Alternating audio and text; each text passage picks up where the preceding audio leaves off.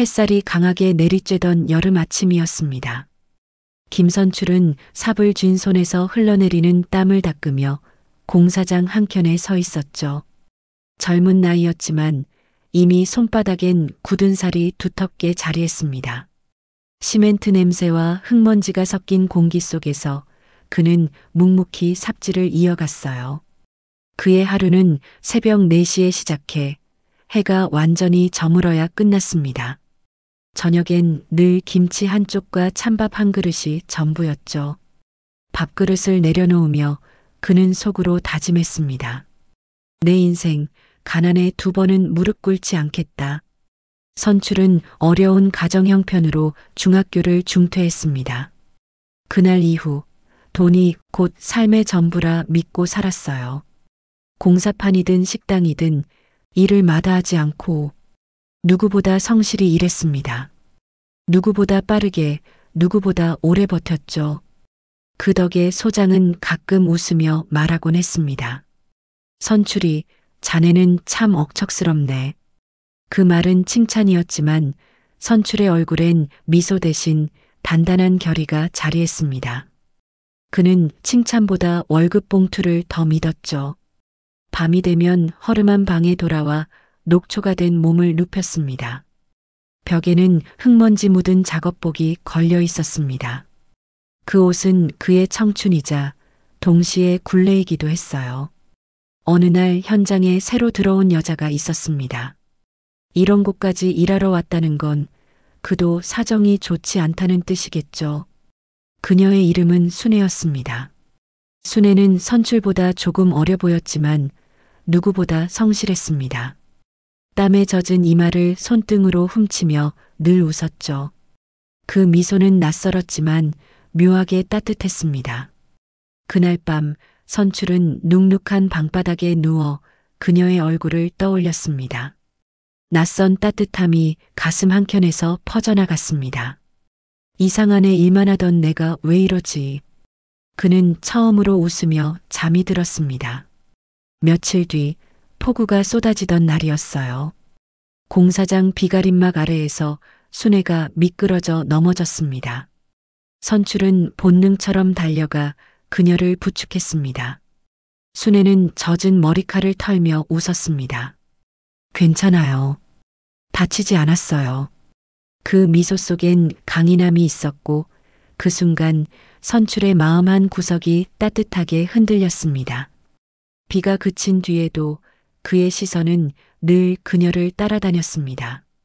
흙먼지 속에서도 땀 냄새 속에서도 이상하게 그녀의 웃음만은 맑게 빛났습니다. 그때부터였습니다.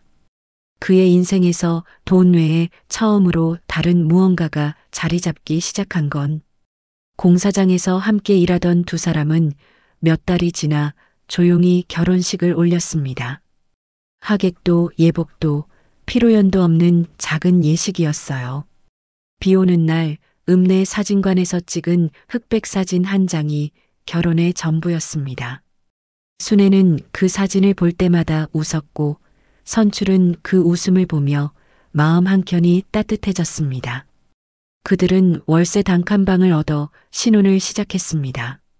그 방에는 낡은 가스버너 하나와 작은 옷장이 전부였습니다.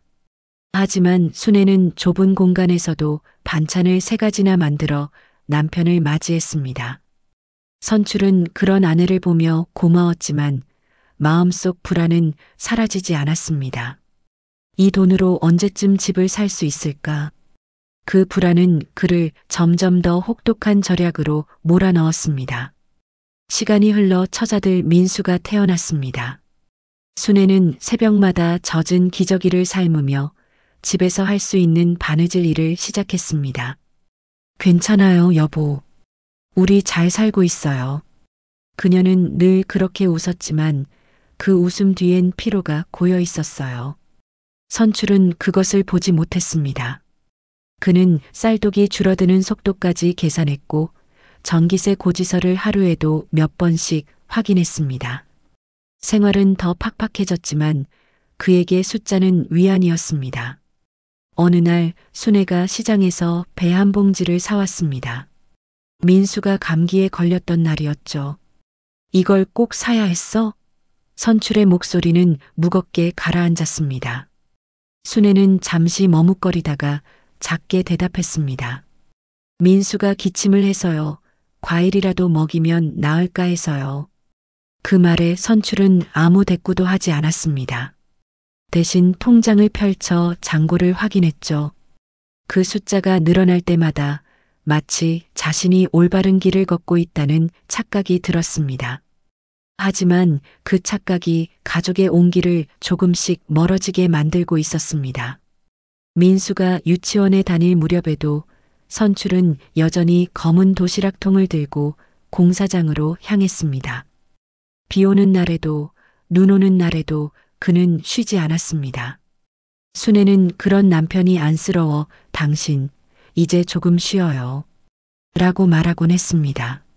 하지만 그는 아무 대답도 하지 않았습니다. 그의 눈에는 늘 불안과 숫자만이 자리했죠. 그날 밤 순애는 불 꺼진 방에서 잠든 남편을 바라봤습니다. 그의 이마에는 깊은 주름이 잡혀 있었고 손은 여전히 굳은 살투성이었습니다. 그녀는 속으로 중얼거렸습니다. 이 사람 평생 이렇게 살진 않았으면 좋겠어요. 그러나 그 말은 끝내 입 밖으로 나오지 않았습니다. 창밖에는 봄비가 내리고 있었지만 그들의 집에는 따뜻한 봄이 오지 않았습니다. 세월이 흘러 민수는 대학에 들어갔습니다. 순애는 누구보다 기뻐했습니다. 하지만 등록금 고지서를 받아든 날 집안의 공기는 순식간에 싸늘해졌습니다.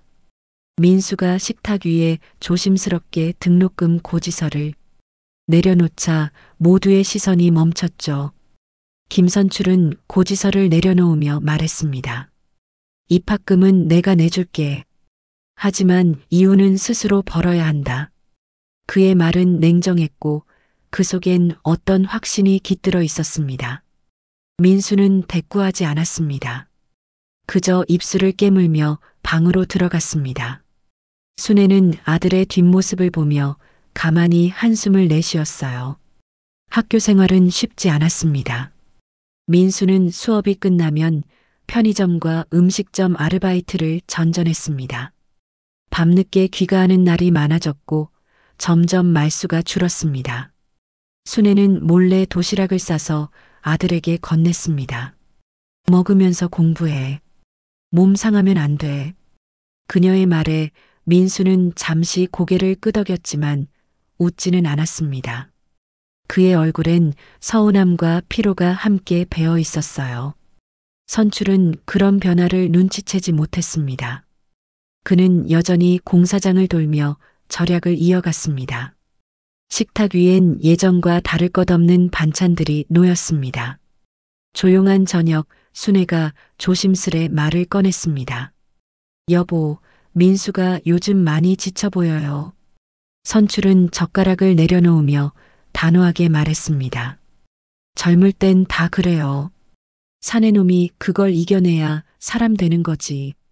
그 말에 순애는 아무 말도 하지 못했습니다. 식탁 위에서 김칫국의 김이 서서히 식어갔습니다. 며칠 뒤 민수가 술에 취해 집으로 들어왔습니다. 순애는 설거지를 하다 놀라 고개를 들었고 선출은 식탁 의자에 앉아 있었습니다. 민수는 아버지를 바라보다가 그동안 쌓인 감정을 터뜨렸습니다.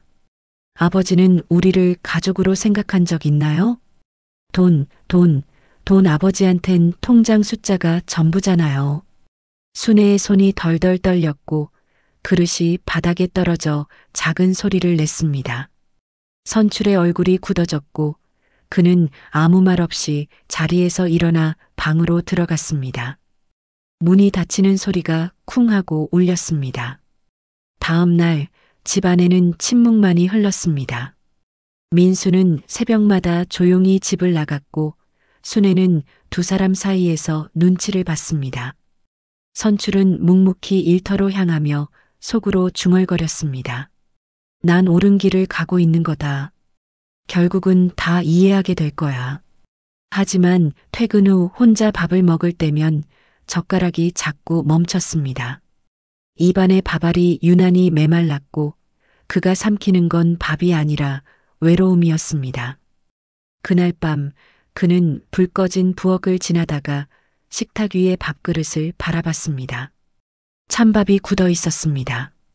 순애는 이미 잠들었고 민수의 방은 텅 비어 있었죠. 그는 잠시 그 자리에 멈춰 서 있었습니다. 식탁 위의 그릇을 바라보며 중얼거렸습니다. 내가 뭘 잘못한 걸까? 그 목소리는 너무 작아서 아무에게도 들리지 않았습니다. 그렇게 또 하나의 밤이 말없이 지나갔습니다.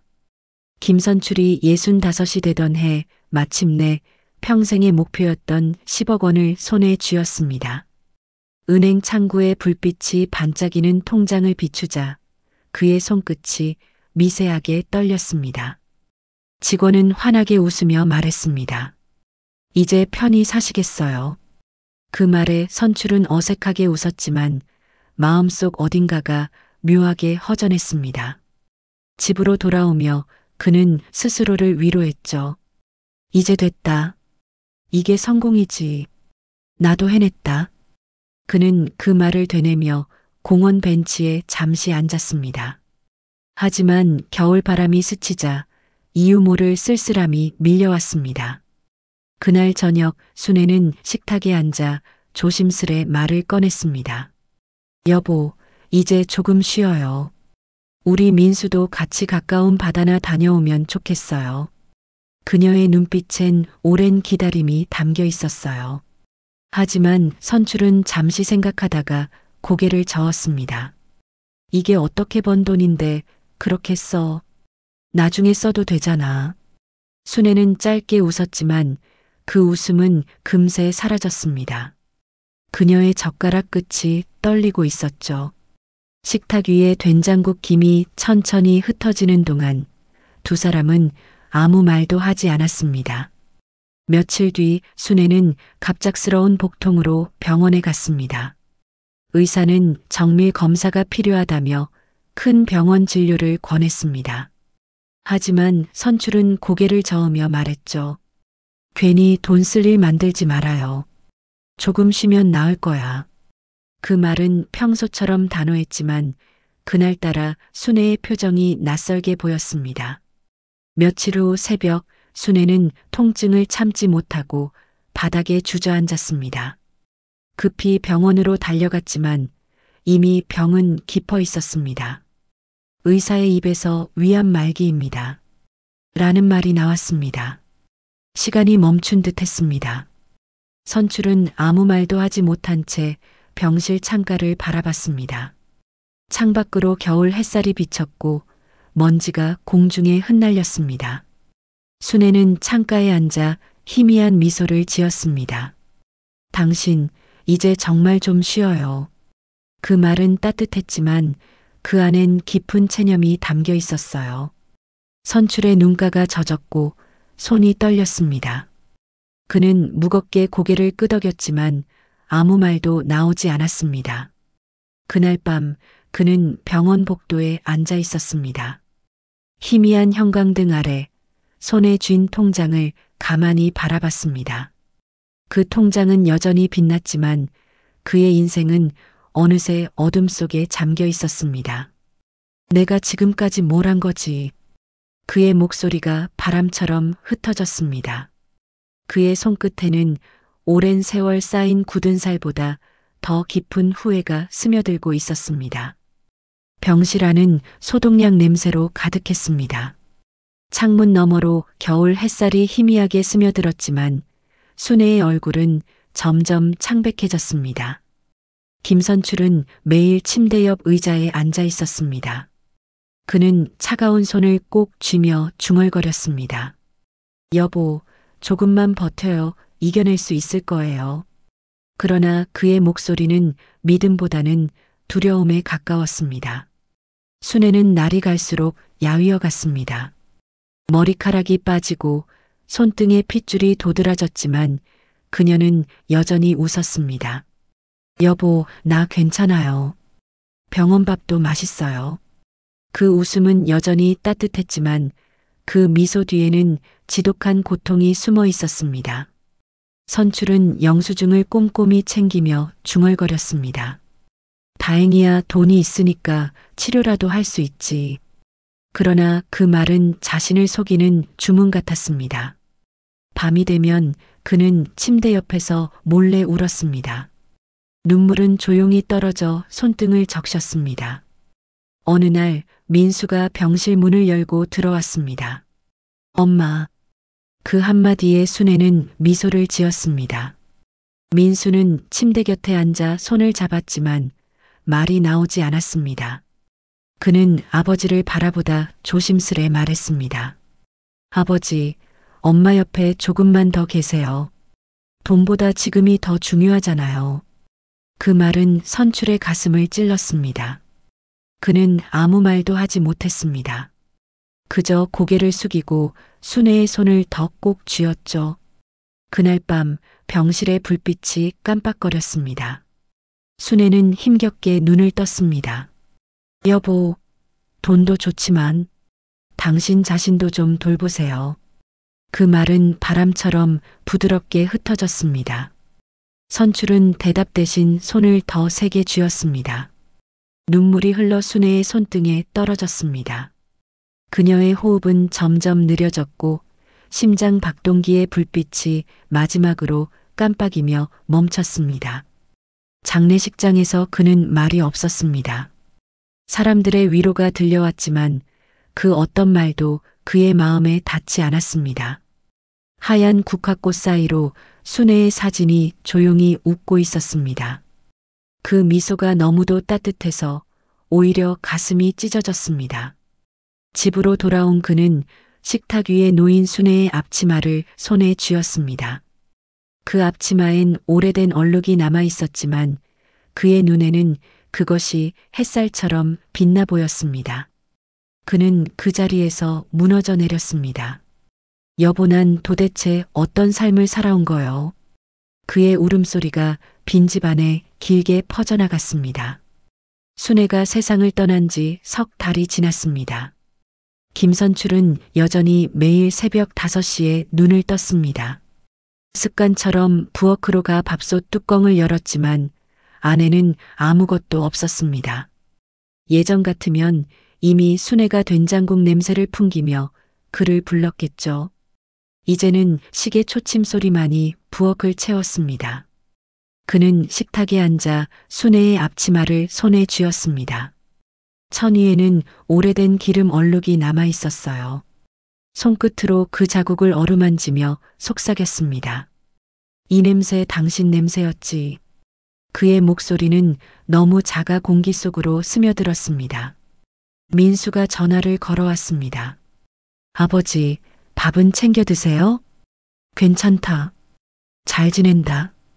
짧은 대답 뒤 전화는 곧 끊겼습니다. 그의 목소리엔 생기가 없었습니다. 냉장고 안엔 유통기한이 지난 반찬들이 쌓여갔고 방 안에는 먼지가 소복이 쌓였습니다. 선출은 매일 아침 습관처럼 은행 통장을 꺼내 보았습니다. 그 숫자들은 여전히 단단했지만 이제 아무 의미도 없었습니다. 어느 날 오후 그는 서랍 속에서 낡은 수첩 하나를 발견했습니다. 아내인 순애가 평소에 무엇인가를 적던 수첩이었습니다. 손이 떨렸지만 그는 천천히 첫 장을 펼쳤습니다. 삐뚤빼뚤한 글씨가 눈에 들어왔습니다. 당신이 행복해야 나도 행복해요. 짧은 문장이었지만 그 한 줄이 그의 가슴을 깊게 파고들었습니다. 그는 의자에 앉은 채 오랫동안 움직이지 못했습니다. 눈물이 종이 위로 떨어져 글씨를 번지게 했습니다. 그 순간 선출은 깨달았습니다. 자신이 평생 쫓았던 건 돈이 아니라 결국 사랑이었다는 거리요. 그 사랑을 너무 늦게 알았을 뿐이었습니다. 그날 밤 그는 처음으로 통장을 서랍 깊숙이 넣었습니다. 그리고 불을 껐습니다. 그 어둠 속에서 그는 오랫동안 울음을 터뜨렸습니다. 그 울음은 슬픔이라기보다 이제서야 인간이 된 듯한 울음이었습니다. 다음 날 아침 김선출은 낡은 점퍼를 꺼내 입었습니다. 바람은 차가웠지만 이상하게 마음 한켠이 가벼웠습니다. 그는 특별한 목적 없이 걷다가 어느새 동네 복지관 앞에 서 있었습니다. 안에서는 노인들이 모여 따뜻한 국밥을 먹으며 웃고 있었죠. 그 웃음소리가 낯설게 들렸습니다. 선출은 문 앞에서 한참을 서 있었습니다. 안으로 들어가야 할지 돌아서야 할지 망설였죠. 그러다 조용히 문을 열고 들어섰습니다. 자원봉사자들이 분주히 식판을 나르며 움직이고 있었습니다. 그는 그 모습을 바라보다가 직원에게 말을 걸었습니다. 저도 도와드릴 수 있을까요? 직원은 잠시 놀란 듯 하다가 환하게 웃었습니다. 그럼요, 오세요. 여기 앞치마 하시고요. 선출은 생전 처음으로 국자를 들었습니다. 뜨거운 국물이 튀어 손이 데었지만 그는 미소를 지었습니다. 그의 손끝에 묻은 온기가 이상하게 마음을 덮였습니다. 식사를 마친 노인 한 분이 그에게 다가와 고개를 숙였습니다. 아이고, 고맙습니다. 덕분에 잘 먹었어요. 그 말 한마디에 선출의 가슴속 어딘가가 따뜻하게 풀어졌습니다. 그는 그날 처음으로 돈으로 살 수 없는 기분을 느꼈습니다. 집으로 돌아오는 길, 그의 손엔 봉사자 명찰이 들려 있었습니다. 자원봉사자 김선출. 그 이름을 바라보며 그는 오랜만에 미소를 지었습니다. 그날 밤 그는 밥을 지었습니다. 된장국 냄새가 집안 가득 퍼졌고 식탁 위엔 순애의 사진이 놓여 있었습니다. 당신 말이 맞았어요. 나부터 돌봐야 했어요. 그는 사진 앞에 앉아 조용히 밥을 먹었습니다. 숟가락을 들 때마다 마음속이 조금씩 차오르는 듯 했죠. 며칠 뒤 선출은 평생 모은 돈의 일부를 복지관에 기부했습니다. 잔고는 줄었지만 마음은 오히려 풍성해졌습니다. 그는 이제야 돈을 쓰는 이유를 알게 되었습니다. 얼마 후 민수가 집에 들러 아버지의 변화를 보고 웃었습니다. 아버지, 요즘 얼굴이 정말 좋아지셨어요. 선출은 고개를 끄덕이며 말했습니다. 그래, 이제야 진짜 사람답게 사는 것 같구나. 그날 저녁 두 사람은 나란히 앉아 따뜻한 밥 한 그릇을 함께 나누었습니다. 식탁 위에 된장국 김이 천천히 피어오르고 집안엔 오래된 평화가 깃들었습니다. 봄이 다시 찾아왔습니다. 길가에 벚꽃이 하얗게 피어 있었고 바람은 꽃잎을 품에 안고 천천히 흘러갔습니다. 김선출은 복지관으로 향하는 길을 천천히 걸었습니다. 이제 봉사활동은 그의 하루의 일부가 되었죠. 그는 식판을 닦으며 환하게 웃었습니다. 오늘도 따뜻한 하루예요. 식사 맛있게 하세요. 그의 목소리는 예전보다 부드러웠고 눈빛에는 따스한 평온이 깃들어 있었습니다. 복지관 사람들은 그를 따뜻한 어르신이라 불렀습니다. 누군가는 그의 손을 꼭 잡으며 말했어요. 선출 어르신 덕분에 오늘도 힘이 나요. 그 말에 그는 조용히 미소 지었습니다. 한때 무표정하던 얼굴엔 이제 봄 햇살 같은 온기가 스며 있었습니다. 그날 저녁 집으로 돌아온 선출은 순애의 사진 앞에 앉았습니다. 사진 속 그녀는 여전히 부드럽게 웃고 있었습니다. 그는 국화꽃 한 송이를 작은 병에 꽂고 조용히 인사했습니다. 당신이 그립소. 그리고 미안하오. 그는 잠시 눈을 감았습니다. 사진 너머에서 그녀의 목소리가 들리는 듯 했습니다. 여보, 이제 괜찮아요. 식탁 위엔 된장국 한 그릇과 따뜻한 밥 한 공기가 놓여 있었습니다. 그는 천천히 밥을 먹으며 창문 밖을 바라보았습니다. 저녁 햇살이 부엌 바닥에 길게 내려앉았고 먼지 입자들이 반짝였죠. 그는 문득 중얼거렸습니다. 순애, 보고 있지요? 그 순간 창문 틈으로 바람이 불어와 커튼이 살짝 흔들렸습니다. 꽃잎 하나가 들어와 그의 무릎 위에 내려앉았습니다. 그는 천천히 눈을 감고 미소 지었습니다. 그 미소엔 긴 세월의 후회와 감사가 함께 머물러 있었습니다. 그리고 그 순간 봄바람이 마치 수레의 손길처럼 그의 어깨를 다정히 쓰다듬었습니다. 햇살이 그의 얼굴을 비추자 오랜 세월 굳어있던 주름 사이로 부드러운 빛이 스며들었습니다. 그는 조용히 중얼거렸습니다. 그래요, 이제야 알겠어요. 사는 게 이런 거였군요. 그 말과 함께 김선출의 입가에 따뜻한 미소가 번졌습니다. 안녕하세요. 인생 공감사연 라디오 내 말 좀 들어보소에서 준비한 이번 이야기는 여기까지입니다. 여러분의 사연과 함께 구독과 좋아요, 그리고 댓글은 세상의 이야기를 찾는데 큰 힘이 됩니다. 감사합니다.